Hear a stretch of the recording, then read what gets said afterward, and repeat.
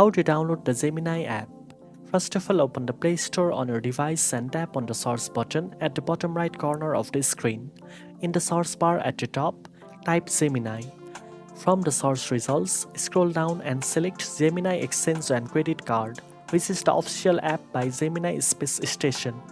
Next, tap on the app to go to its details page. Then hit the install button and the download process will begin immediately. Depending on your internet connection, this may take a few seconds to a minute.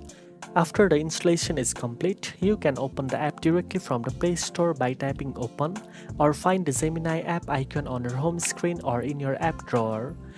When you open the app for the first time, you may need to grant some permissions for it to function properly, so follow the on-screen prompts carefully. Once all permissions are granted, the app will load its main interface and you can start exploring its features right away. Make sure to sign in or create an account if required so you can fully access all the options and services that Gemini offers.